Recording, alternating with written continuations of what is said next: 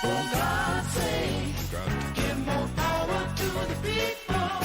There's some people up there hogging everything. Telling lies, giving out advice about the people's money and things. And if they're gonna throw it away, might as well be some to me.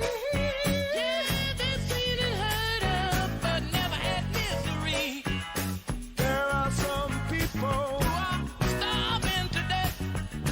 Never knew but only heard of, and they never had happiness. Oh, if you don't have enough to eat, How can you think of love?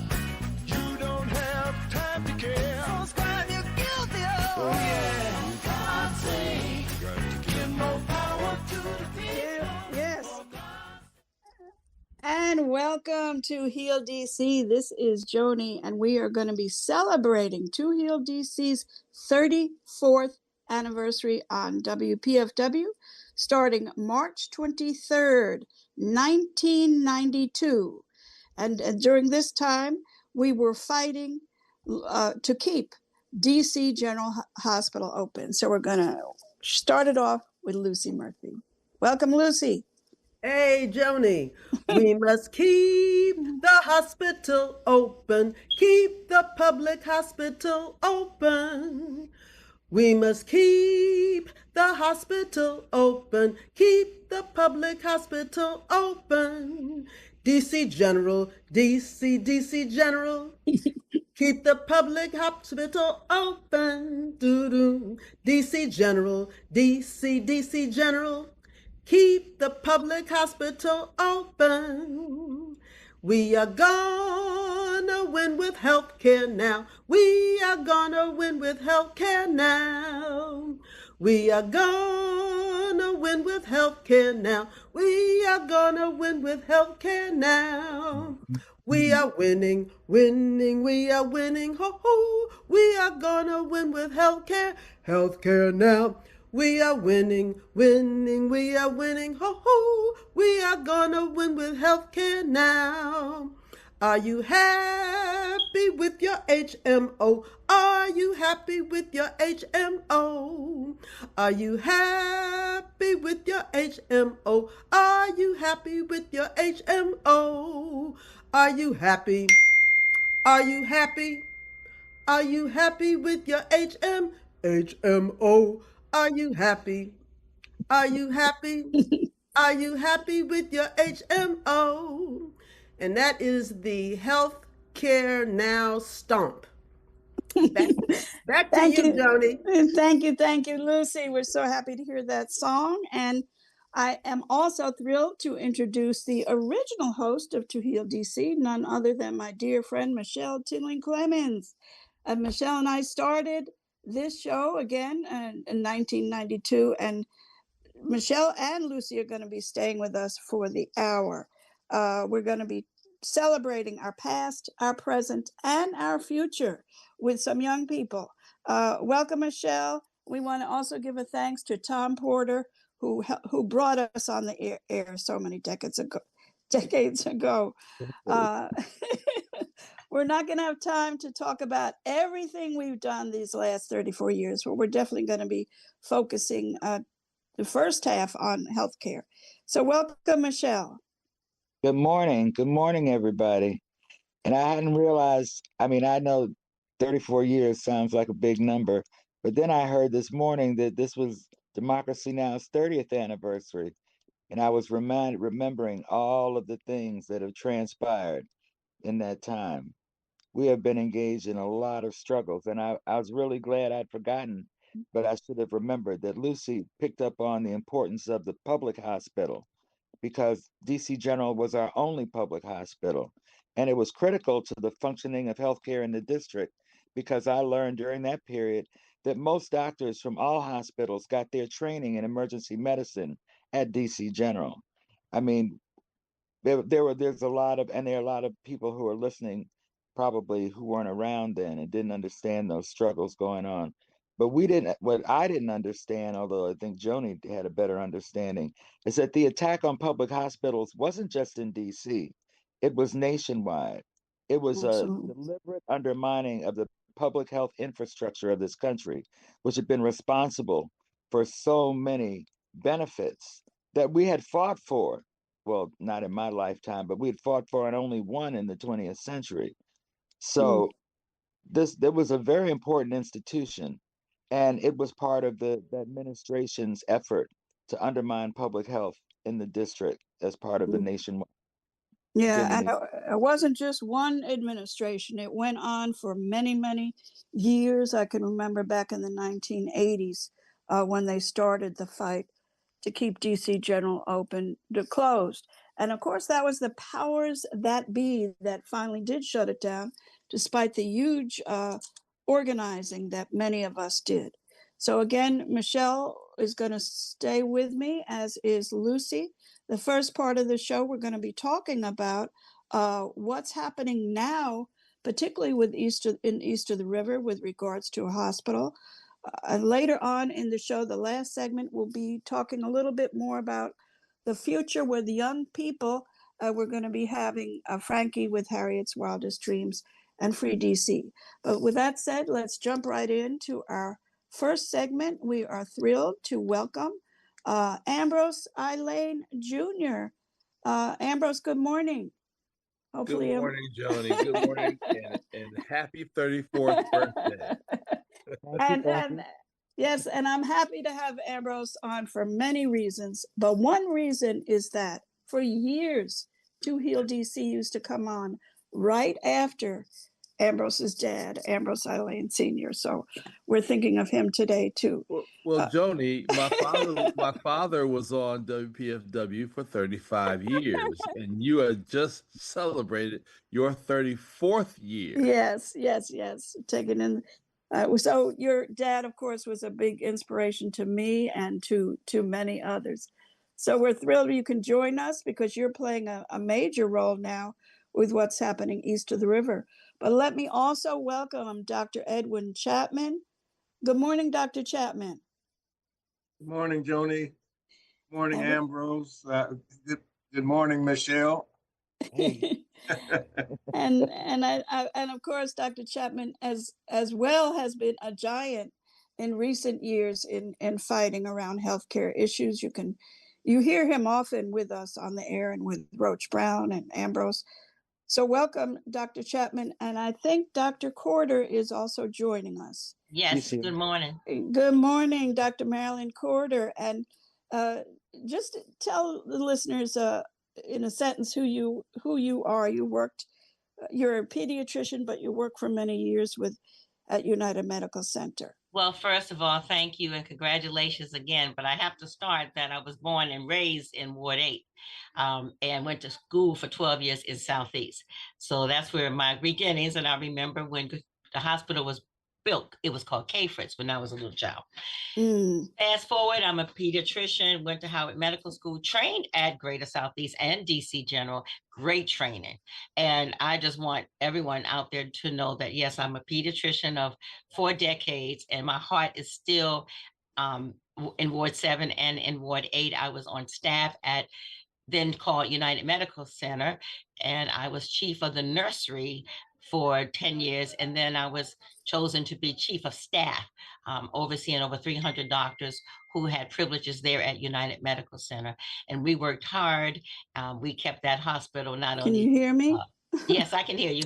So I wanted to What just say happened? that, yes, I'm a pediatrician still fighting for health justice in Ward 7 and Ward 8.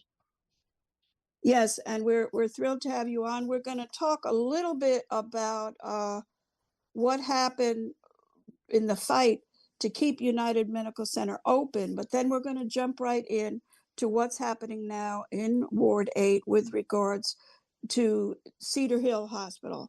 And Ambrose led a very, very powerful town hall meeting in February. We're going to get to that in a moment, but let's just talk a little bit. And Dr. Corder and Dr. Chapman and probably Ambrose too can explain that starting in it was the end of it was quite I think 7 or 8 years ago when we first started organizing. I organized with Denise Rolock Barnes. We had a major town hall meeting in Ward 8 and started fighting to keep United Medical Center open. And in that fight, we learned that the city and the powers that be definitely had plans to close the hospital and open up this new hospital, which I think we knew the name would be Cedar Hill. We're not going to spend too much time on it, but who would like to just give a little background on that? Dr. Cooley? Yes. If I may. Yes. Yes. So around 2017, there was conversations of new hospital, and that's when we noticed, after having 3 or 4 administrative leaders in C-suite that continue to bring the hospital down in spite of how the doctors and the staff worked hard. We started learning of a new hospital, and during that time, we began to see the funding for our hospital decrease, to the point that, we were bringing our own supplies practically to the hospital, but we stuck it out. A dedication was there. Then we began to see where they changed hands from the emergency room at United Medical Center being run by GW doctors. And then the hospitalists, which are the doctors who run the ward, came in from GW, pushing out those other agencies that was doing a fine job. And they closed the only place that women deliver. Well, and here's what happened. As pediatrician, chief of the nursery, we also did women's health, labor and delivery. There were 6 fine OBGYNs who still practicing in DC, experienced part of our women's health, and they closed the hospital. They closed labor and delivery, and that was 2017. I'm just going to say for a case, but it really should never have been closed down. And so women couldn't deliver in Southeast. They couldn't deliver in Northeast because at the same time, Providence was closing labor and delivery. So we had a horrific situation where any woman who was in labor or delivering, they had to come all the way to Northwest. Some babies being born in Ubers, taxis, or even in our ER. And that made a horrific brand new birth of a baby being separated from the mom, because the mom may be going to one hospital while the baby's going to another hospital. And let me just mention that was the DC Department of Health that shut that down. That is correct. In spite of our begging and downtown saying, please allow us to stay open, give us that extra $7 million, we'd all gone all the way down to maybe 30 million, not to mention what the new hospital was given. So it closed down, the whole hospital closed down 2 years ago, but of course, labor and delivery closed down in 2017. And let me just say that there was a tremendous organizing campaign with the community that took place for years until we finally had to back away as we lost that particular round. And let me ask either Dr. Chapman. Dr. Chapman, would you like to jump in now? And then we'll bring in Ambrose. Just this year, finally, after many years, Cedar Hill Hospital opened up in 2025. Dr. Chapman, do you want to say anything about that? Or Yes, Joni. And I think we really need to listen to what Michelle said at the outset. We're really talking about racism in healthcare. And we have to go back to the Reconstruction era, post-Civil War. It was said that freed slaves did not need a white man's medicine. And so we've been battling for public health equity ever since. And these are just giant steps backwards through each generation that we're seeing. So if you really understand the founding of the Med-Chi of DC, the oldest African-American, largest healthcare society was started here in Washington, D.C. In 1884.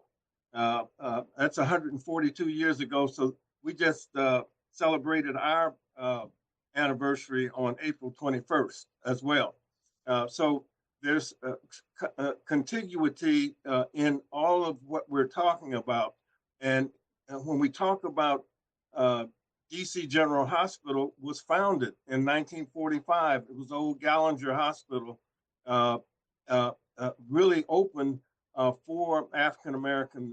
physicians to get their training. So, as Dr. Corder mentioned, that was a great hospital.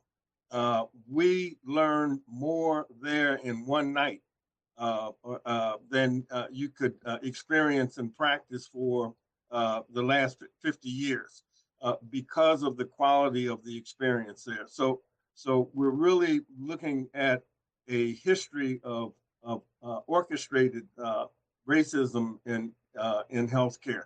I never thought to this day that we would see a situation where over 20 African American physicians would be locked out of a brand new hospital built in Southeast to replace United Medical Center. Absolutely. And of course, Howard University doctors protested back then when that was happening while they were trying to open up the hospital.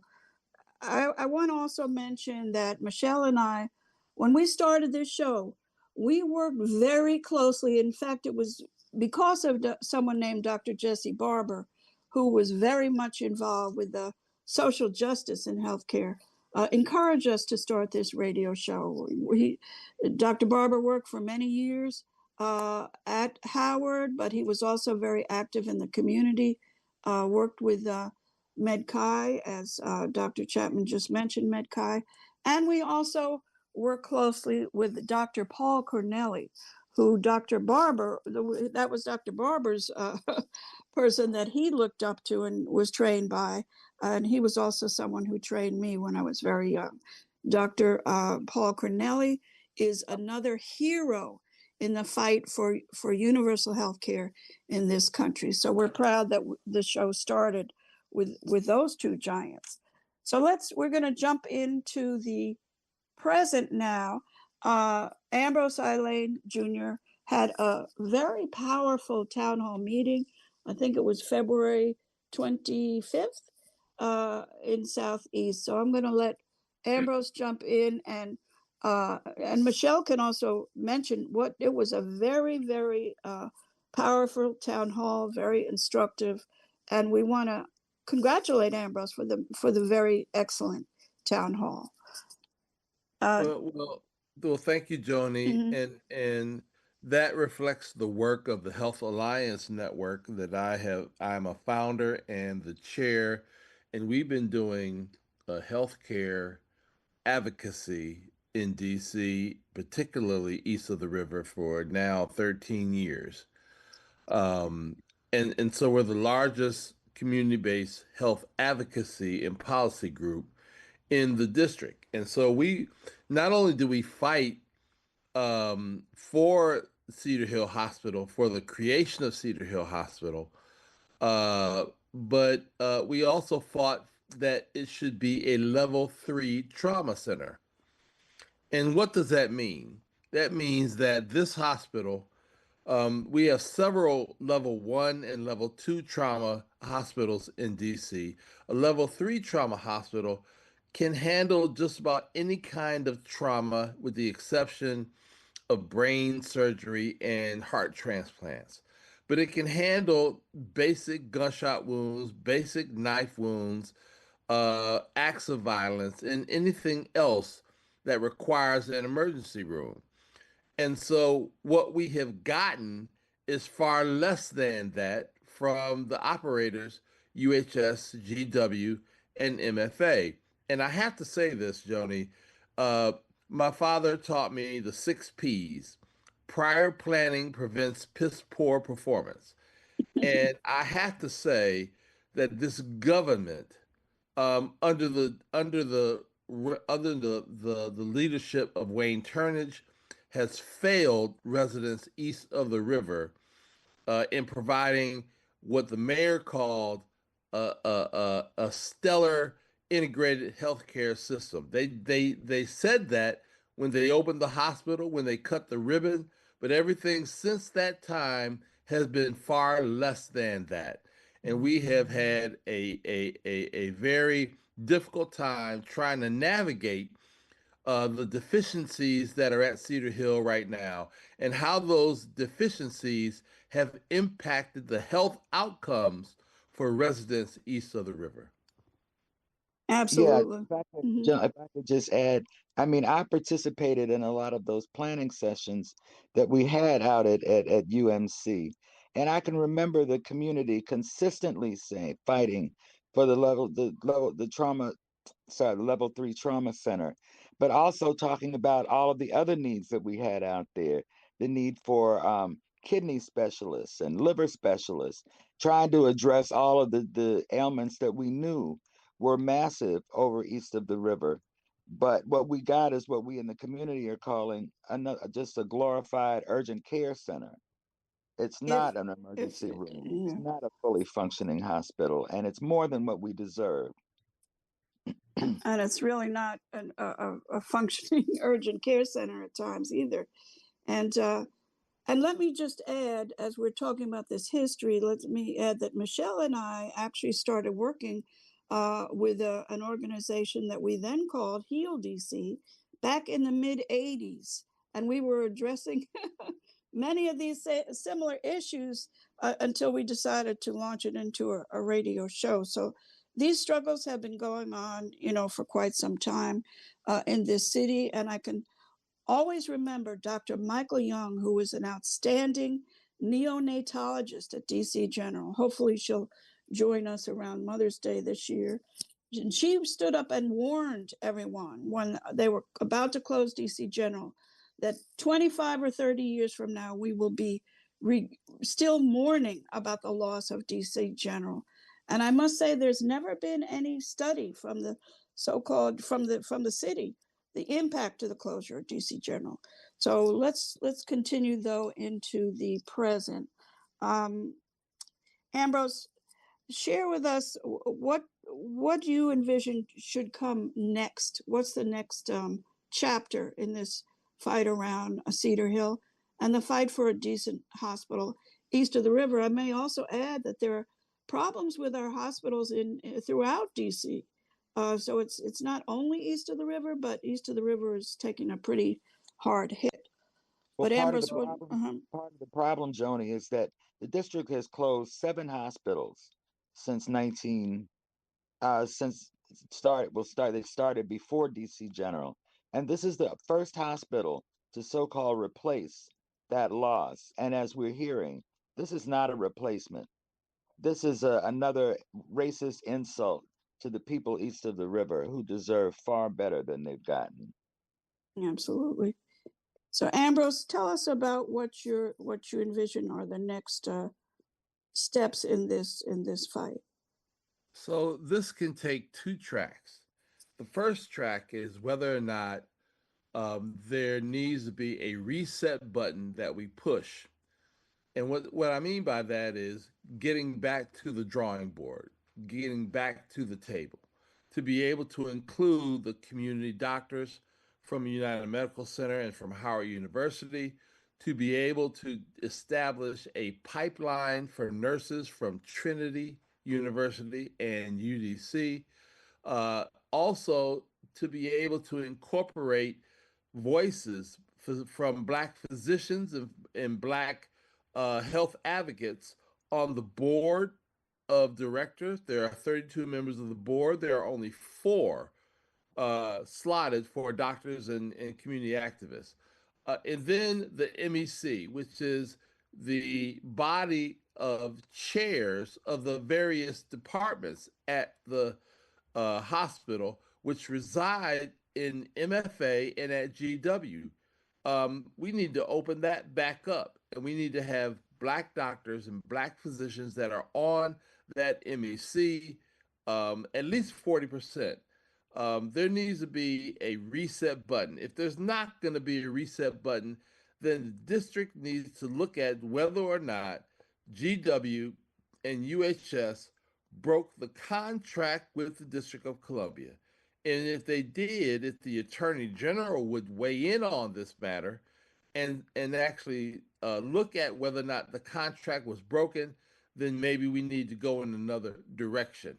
But there are 2 tracks, and I would say that GW has an opportunity. UHS has an opportunity to be able to change the course, but they have to be able to stop walking in greed and racism and start walking in unity with the community. Right on, Ambrose, right on. And of course, we should explain to people that GW and United Health Services is, I believe, the only for-profit hospital in the city. And that happened, I think, around 2000. So that money, it seemed to me, was really driving this all along. Um, I want to also mention, as we're talking about DC General, as I was talking, I started thinking about Dory Ladner. And I know Dory very well. She left us physically 2 years ago on March 11th, but she always talked about her work at DC General and how important it was. And I'm thrilled to see as that Dory's daughter texted me just now and thanked us for talking about DC General. So let's get back to, we're almost done with this segment, but let's get back to where we are now with regards to this hospital. And again, those of us who saw this up close, it was shocking to see Black doctors who were not allowed to enter this new hospital. Right here in Washington, D.C., doctors from Howard. And I believe nurses as well were not brought into the hospital. But let's see what each of you think are our next steps or what you're hoping. Dr. Corder, did you want to jump in? Absolutely. It was very shocking, first of all. Like you said, it's like, what? 99% of the care for residents in Ward 7 and 8 has always been from doctors of color, primarily Howard University. And the dedications there, the long history, the decades, the generations, and all have been cared for those residents by doctors of color. Again, Howard University. So to be disinvited or not given an opportunity to continue that, and those doctors who were attached to the hospital in their private practice, they just told them you have to leave. And it's difficult to start a private practice. That takes 2 to 3 years of planning, etc. They gave them 2 or 3 months. So that really caused a horrific result of healthcare, their lack of for those residents. They often are using the ER as an urgent care because the doctors are no longer where they are. So right now we are talking, I want to say in negotiations, but at least being heard, I hope, by the city, we being the community doctors, that we want to continue to deliver care and utilize Cedar Hill and be a voice, to be able to have leadership and a voice on the MEC, as Ambrose said, as well as in the different departments. So that's where we are, Joni, and we're fighting to be back. Absolutely. And before we go, I just want to say, and I'm sure Michelle agrees, I'm very, very, very proud of Dr. Corder, Dr. Marilyn Corder, a real hero in this fight. And for those of us who had the blessing to see her up close, she is definitely to be celebrated. Also want to celebrate, of course, Dr. Edwin Chapman, who is definitely a hero in our community with regards to healthcare, addressing issues around substance abuse, but much, much more. Dr. Chapman is a hero that we're proud to say he's part of the WPFW family. And of course, it goes without saying that we are proud of Ambrose Lane Jr., very, very proud of the work that he is doing. So I'm going to say we have a minute or two for the final words for this segment. We're going to go. Lucy's going to sing a little bit more in a moment, but the second half we're going to be talking with Harriet's Wildest Dreams and Free DC activist Frankie, and hear a little bit about what the younger generation is doing now to move us forward in general. Yeah, Joni, if I could also just mention, we've got to do something about this. This I understand is a ban or and they don't want union nurses who are working at UMC or anybody who was involved with the union working there. So that has to change. Another thing that the district is really bad at is insisting that the other party live up to its contract. They will not penalize their big money donors who they've got in there if they don't comply with their contractual obligations. And that doesn't make sense. They should stop the payments to them because a big part of what happened at UMC and what's happening now is that they set it up so that the folks on top are able to rip off and take the money, but it's not going to the hospital. It's not going for the services. It's not going to the physician. It's not going to the nurses or the personnel or even for supplies. We have to stop this kind of graft and corruption. And that's really what's causing us the problems. It's not that there's no money in public health care, it's that they want to divert all that money to their pockets, much like the rest of the economy. Mm. Right on, Michelle. When you say they, of course, the DC government is very much a part of this. What's happening? That's right. They're colluding. I'm going to ask Dr. Chapman and Ambrose to briefly give your last comments. Dr. Chapman? Hi, Joni. So I think we really have to envision what a good healthcare system looks like. And we're really talking about preventive healthcare, seeding primary care in the community. So you need pediatricians, you need obstetricians and gynecologists, you need family medicine doctors in the community, and perhaps within walking distance of one's home.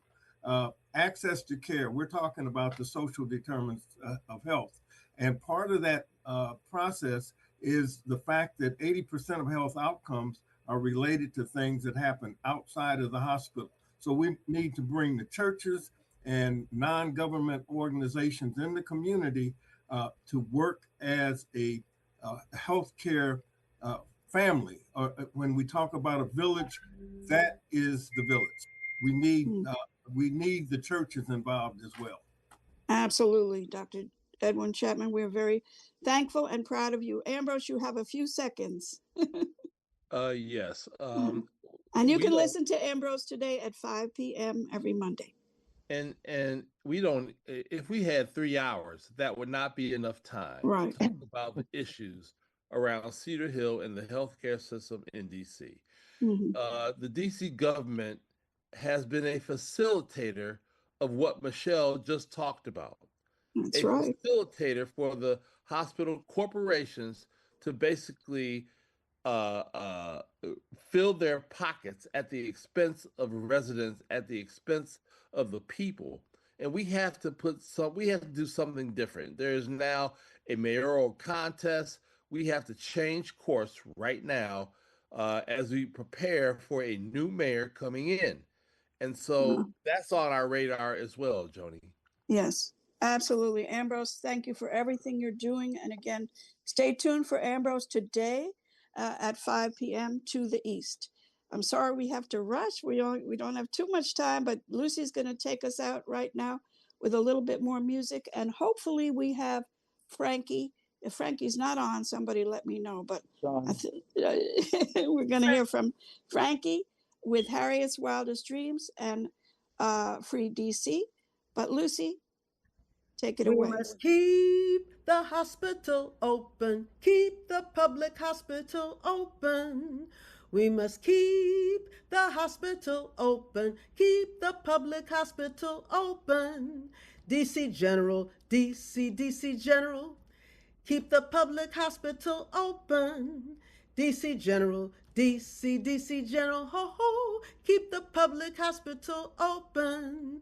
Siya hamba kukanyaning cuencos, siya hamba kukanyaning cuencos, siya hamba kukanyaning cuencos, siya hamba kukanyaning cuencos, siya hamba ho ho, siya hamba kukanyaning cuencos, siya hamba siya hamba ho ho, siya hamba kukanyaning cuencos. Single payer is the way to go. Single payer is the way to go.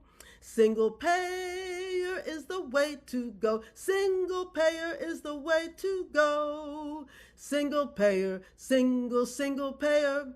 Single payer is the way to go. Single payer, single payer, ho ho. Single payer is the way to go. We are gonna win with healthcare now. We are gonna win with healthcare now. We are gonna win with healthcare now. We are gonna win with healthcare now. We are winning, winning, we are winning, ho ho. We are gonna win with healthcare, healthcare now. We are winning, winning, we are winning, ho ho. We are gonna win with healthcare now. Back to you, Yay, Joni. Lucy. Yay, Lucy. I'm so happy that Lucy and Michelle are going to be staying with me to the end of the hour as we introduce our last guest, a wonderful guest, and that is Frankie with Harriet's Wildest Dreams and Free DC. She's going to be sharing some positive news about what Harriet's Wildest Dreams is doing, as well as their continued fight to fight the power. And welcome, welcome, welcome, Frankie. Good morning, Joni. Good morning, Miss Lucy. It's so wonderful to be on with everybody this morning. Good morning, Frankie. Morning. Good morning, Frankie. And so we wanted to have a show that we're of course we talked about the past and somewhat about the present, but many of us are very proud of Harriet's Wildest Dreams and the fact that Harriet's Wildest Dreams is part of the leadership of Free DC. So they're doing lots of things all the time, but Frankie, take it away either with something that you're been working on now, and I know you have some plans, exciting plans for April. Yeah, so first, it's always good to be here with the WPFW family. My name is Frankie. I use she, they pronouns, and I'm with an abolitionist organization called Harriet's Wildest Dreams. We do everything anti-carceral, anything to kind of chip away at the criminal legal system. And so our work is really to support folks in DC who are interfacing with the police, with the court system, with poverty at all of those different intersections. And some good news, the good news that Joni is talking about is we are going to have our official launch for the physical embodiment. That's what I'm calling it. The physical embodiment of Harriet's Wildest Dreams. We have a community center opening April 11th in the Congress Heights community, in the heart, in the soul of the city. And we are so very excited to do, I mean, everything, Joni, from trainings to healing circles to community barbecues, all of the things, a space for people to just be, right? To just exist. No more trying to figure out space of where we're going to go to do this and that. And really, we're really big on political education. And so the thing that's going to make my heart sing, I'm so excited to get to know our neighbors, canvas the neighborhood, and really just strive to be a pillar in the state and a staple um in the community in a physical sense, because we do a lot, we do a lot on Instagram, we do a lot online. If you're not following our newsletter, you can sign up at harrietstreams.org. But physical space and place is so very important. And this is an iteration of, Harriet's dream realized. And I think just so very blessed. And this is our 5-year anniversary since Wow. doing this work in DC. And yeah, I'm just so excited. I can't stress how excited I am. Well, we're excited too. And before you leave, maybe you can share how people can find out more about April 11th. But I want to ask you, Frankie, because as of this year, you have a new role with Harriet's Wildest Dreams. Uh, Yes. a lot of people, well, some people listening do know Nene Taylor, and not as many know you. And you have a new role, so share with our listeners. Yes. So, I am currently the program director. So any of the programs that we do, and we have many programs, many campaigns, that means in some way, shape, or form, I touch them. And so if we're talking about Court Watch or Cop Watch or Film the Police or the work we're doing with youth, All of those things kind of slide across my desk or through my email or in my inbox. And so if you're looking to partner with Harriet Streams in any way, folks can reach out to me. They can reach out to us so we can build together. Um, to talk a little bit about the what Harriet's has been up to recently. So, I don't know if I've been on the show since Mm. everything that's happened with Julian Bailey in Oh yeah, no. Uh-huh. February. The Right. marshals um took the life of a father of five in Northeast DC. And police accountability is a huge part of the work that we do here at Harriet Streams. And so we showed up and we've been supporting the family. But the thing about policing in DC is that DC has over 32 independent policing agencies, and they've Mm. had these cooperative agreements since the 90s. But now, with this, safe and beautiful task force and everything that this current regime is doing, this Trump regime is doing, um, there is almost zero transparency. We don't know when MPD is working with ERO or ICE. We don't know who of these federal agents are on the scene when these very egregious and brutal things happen in our community. And so, what Harry's Wildest Dreams, in partnership with Free DC, did was we petitioned council and we said, listen, you know. What exactly is within our power for us to do within DC autonomy, right? What can DC to do to address this issue?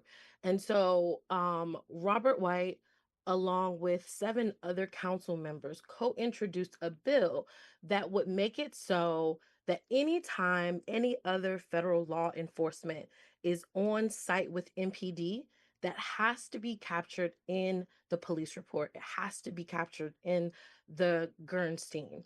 And I know that might seem like a simple thing, but if we look at um situations that happened, for instance, with Philip Brown, where his car was shot into by an HSI agent, which is, for lack of better terms, an ICE agent, um, that was not listed in the police report. And We that happened when, Frankie? That happened at the end of last year, I think around November or October. Mm-hmm. And so when these federal agents are on site, we don't know who's who and we don't know how they're showing up. And so this gets us a little closer to some transparency. DC Council passed that piece of legislation unanimously. It is a temporary bill right now. It's on an emergency basis, so it's in effect for 90 days. And so we had a big win. And you know, this is how we kind of chip away at what these systems will do to increase transparency and to increase some semblance of accountability. And so that's what's happening on the council facing advocacy side. Now if we switch over to what's going on with nationally, really connecting our national to local. This weekend, March 28th, we are doing a mass mobilization in partnership with Indivisible, No Kings. We are actually going to show up and go by Stephen Miller's house. And if Mm-hmm. you don't know who Stephen Miller is really, we can call him like the hinge person or the puppet master for a lot of the very evil things that we're seeing come down in DC. At one point, I know our very own mayor was meeting with Stephen Miller on a weekly basis. Mm. So a lot of the compliance and cooperation that we've seen from our elected officials are really puppeted by Stephen Miller. And when we talk about authoritarian rule, the person at the top is only allowed to be at the top because these other pillars or these other supports prop them up. And so the idea is to go after those smaller those pillars or the things that are propping up that wannabe dictator or that auth- authoritarian. And so we invite everyone to come out with us on Saturday. We're gonna rally and we're gonna march across the historic Frederick Douglass Bridge. And so I'm excited about all things to come. And where can people meet up with you if they want to on Yes. Saturday? So the meeting point, if you go to freedcproject.org and you go to events, it'll be the very first thing that pops up. The best way to get there would be the Anacostia Metro Station, Mm-hmm. and it's about 2 blocks away from there. And I think we're expecting upwards of maybe 30,000 folks to join us. So it's Wow. a pretty big one. Um there are different contingents. So there's one for Chocolate City, there's one for anti-war protests, there's one for our our queer community because that's also Trans Day of Visibility. And we're just in practice with each other, honestly. What does it look like to build a multi-organizational, multi-coalition, multi-faith across sector movement as we fight against fascism? Wow. And tell us, Frankie, who Harriet's Wildest Dreams, if I'm not mistaken, the majority of your members, your active members, are young sisters from east of the river. Is that true? Majority of our folks are DC natives, absolutely. Mm-hmm. Yes. And our base is really, I would say our base is under 40 for sure. So I guess you can call us young. I'm pushing 40 myself. Wow. And yeah, so we're really, trying to activate young folks. And speaking of young folks as well, Joni, another thing that's on our radar right now is how the National Guard and all of these other police agencies are being galvanized to attack the youth. Um, Mm-hmm. the answer has consistently been, lock up the kids or restrict them from certain areas via these youth curfews.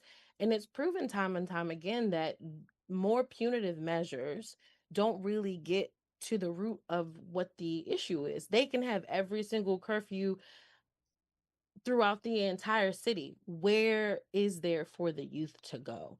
And so as the summer months creep up, we are really looking at a multi like we want to make sure we have a holistic approach to what's happening with the youth and not just a rapid response mechanism. But I know y'all may have seen the headlines where the youth are at Navy Yard. What does it look like to have activities for them in Right that on. same place, right? How come we can't have pop-up tents where we're giving out information or we're giving them something to do, a place to be to engage the youth and not simply treat them as if they don't belong here. And that's really what's happening. There were 4 different youth curfew zones this past weekend, Joni. There Mm. was there was one in Gallery Place, there was one in the Wharf, there was one on U Street and in Navy Yard. So you tell the kids don't be here, but then where else is there for them to go? There's no activities for them to do. There's no late night drop-ins. Um, and so we are working with youth organizations like Black Swan to make sure that when the summer months get here, when those things roll out, that youth have a safe space to be. Absolutely. And I'm not sure about this, and hopefully we can talk about this in perhaps this spring jointly. I'm hearing things about the president wanting to institute the death penalty for youth. And if that is in fact true, we need to come together within PFW and the community to really have a campaign around that, led by the community. Um, Michelle or Lucy, if you want to jump in and say your last words to Frankie.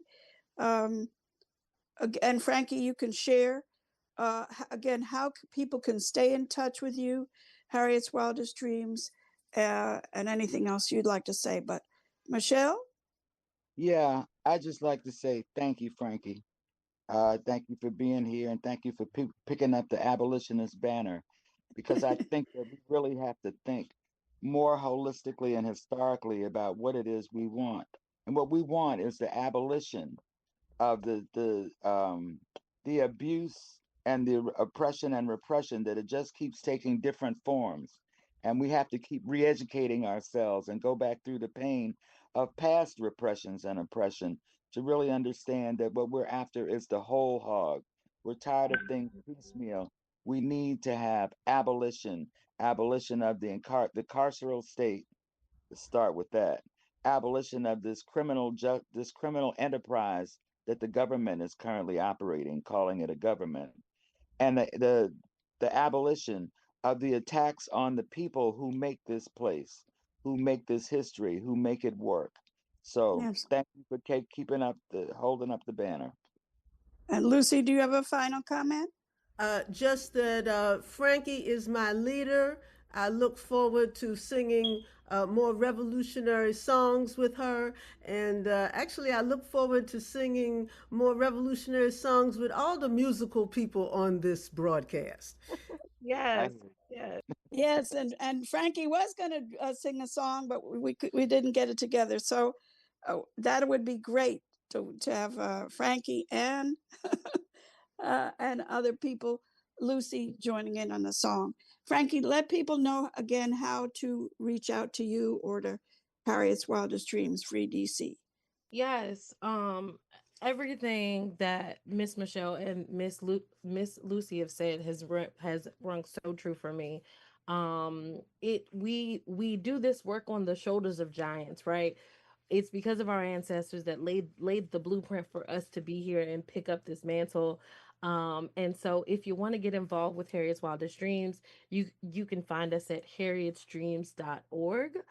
You can find us on virtually all platforms: Instagram, Facebook, um, Blue Sky, at Harriet's Dreams as well.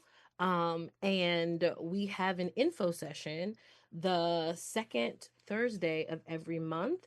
And to keep up with all of our events, if you want to know the next event that's happening, you can find us at mobilize.us/HWD. I'll say that one more time: mobilize.us/HWD, to get involved in everything. All of the trainings we have coming up, all of the events that are happening are at that location.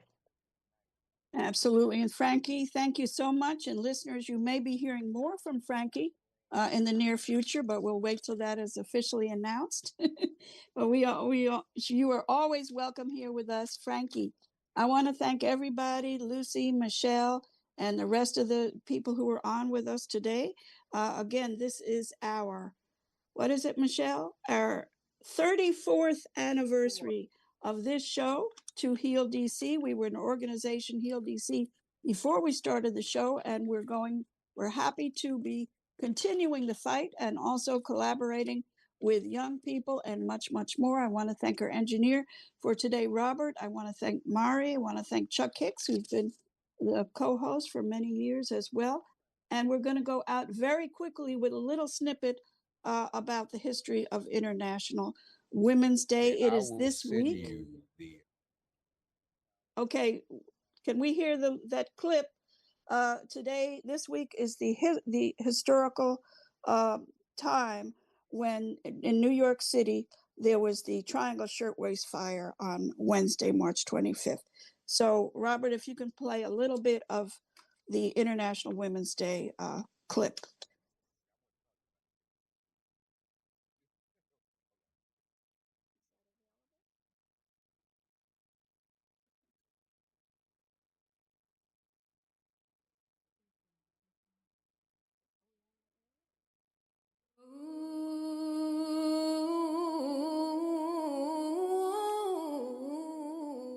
During the month of March, women artists and activists are celebrated on the airwaves of WPFW. It's important to know the reasons why women are celebrated in March and the roots of March 8th as International Women's Day. International Women's Day originated in honor of two all-women's strikes which took place in the United States over 100 years ago.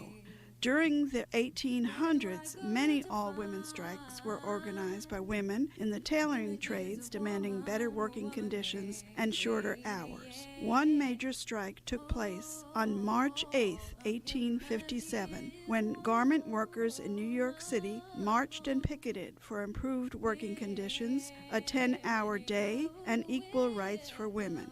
Their ranks were broken up by the police. 51 years later, on March 8, 1908, women garment workers again marched in New York, honoring the 1857 march, demanding the vote and an end to sweatshops and child labor. The next year, in 1909, more than 20,000 young women, mostly immigrants in their teens and early 20s, launched an 11-week general strike in New York's shirtwaist industry. It was the largest strike by women to date in American history. Women were protesting deplorable working conditions, including fire hazards, the deafening sound of machinery, lack of light, and a very polluted environment. The women were clubbed every day by police and carried off in police vans. The courts were biased in favor of the sweatshop owners. The strike was broken, and 1 year later, the infamous Triangle Shirtwaist Fire occurred on March 25, 1911, trapping women on the upper floors due to bolted fire doors. 146 young women lost their lives. In 1910, the idea of an International Women's Day was first proposed and first observed in 1911. In 1975, International Women's Day was celebrated for the first time by the United Nations. 2011 was the 100-year centenary of International Women's Day. In the U.S., President Obama proclaimed March 2011 to be Women's History Month. Today, International Women's Day is celebrated in more than 27 countries worldwide. The uprisings at the turn of the 19th century and the Triangle Shirtwaist Fire sparked significant change and were critical events in the history of the U.S. labor movement, the New Deal, workers' compensation, and occupational health and safety standards. In 1991, 80 years after the Triangle Fire, 25 African-American women workers were killed, also trapped behind locked fire doors in an Imperial Foods, Hamlet, North Carolina chicken processing plant fire.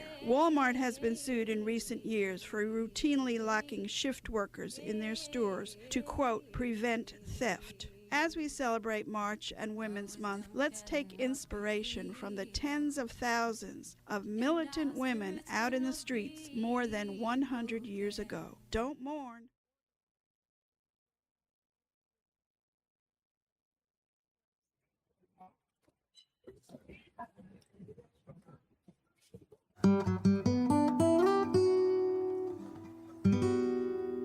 The Mount Calvary Baptist Church Health and Wellness Ministry, in collaboration with the Kappa Alpha Psi Fraternity, Delta Sigma Theta Sorority, and other community organizations, is sponsoring a blood drive to support patients with the sickle cell disease. Our brothers and sisters who have sickle cell disease desperately need your help. In the United States, the disease primarily affects Black people. This blood-giving event will happen on Saturday, March 28, 2026, at the Mount Calvary Baptist Church at 608 North Horner Lane in Rockville, Maryland. To find out more information, visit redcrossblood.org and enter Mount Calvary Baptist Church, no spaces. Or you can schedule an appointment at 1-800-733-2767 or ask for Eldridge James at 301-213-9657. The event requires an ID to donate blood. WPFW, Washington.